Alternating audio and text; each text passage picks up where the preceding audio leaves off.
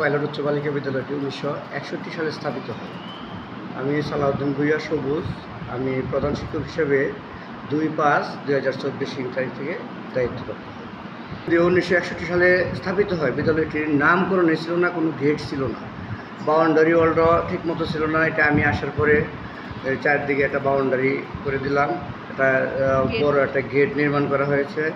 খেলাধুলার সর্বোচ্চ ব্যবস্থা আমি করতে চেষ্টা করছি। আমরাই এখনও এগিয়ে আছি।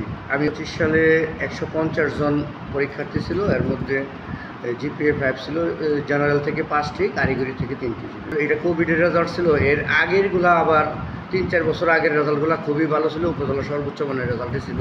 অভিভাবকের সমন্বয়ে আমরা পুরোদমে একটি টিম করে দিয়েছি প্রতি ক্লাসে, যে স্কুলে নিয়মিত আসার বা ক্লাস যেন নিয়মিত করে অভিভাবকদের সাথে রেগুলার যোগাযোগ করে অতিরিক্ত ক্লাসের ব্যবস্থা আমি নিয়েছি।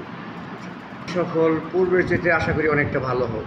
কটিয়াদীতে একমাত্র ILCটাই আমার স্কুলে আছে। এখানে কনফারেন্স সেন্টার রয়েছে, যেটা বিভাগ থেকে, জেলা থেকে সরাসরি কনফারেন্সের মাধ্যমে করতে পারে। এবং বিশেষ করে শ্রেণী কার্যক্রমেও আমরা ডিজিটাল শ্রেণীকক্ষ রয়েছে, নেওয়া হচ্ছে। ছাত্ররা তারা নিজের ইচ্ছে মতো কন্টেন্টস তৈরি করার একটা বিশাল একটা ল্যাব রয়েছে, যেটা কটিয়াদীতে একমাত্র কটিয়াদী পাইলট উচ্চ বালিকা বিদ্যালয়ে রয়েছে। চিন্তা করলে এটা সম্পূর্ণ ভালো দিকই আছে।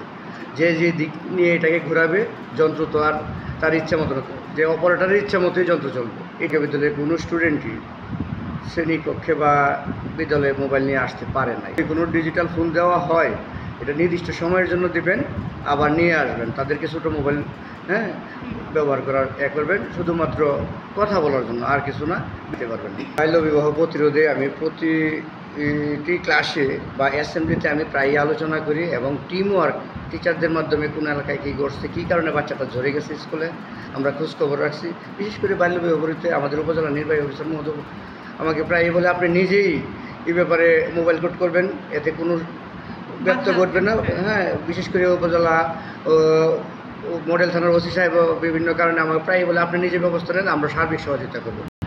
এই মেয়েরা তো আসলে মাদকের দিকে আসক্ত না। আর বিশেষ করে এই বিদ্যালয়ের কোনো শিক্ষক তারাও কোনো বিড়ি সিগারেট বা কোনো কিছুর সাথে আসক্ত নয়, তা বলাই। ওটাকে আমার ইচ্ছা যে একটা বড় মানের স্কুল, যেটা কটিয়াদীতে সবাই কমপক্ষে বলে কটিয়াদী একটা বড় মানের একটা স্কুল করছে। স্যার এই স্কুলটাকে সুদীর্ঘ, যাতে সকলের বাচ্চারা এখানে পড়তে দূর থেকে যেন আসে। বর্তমানে 3-4টা উপজেলা থেকে এখানে এসে লেখাপড়া করে।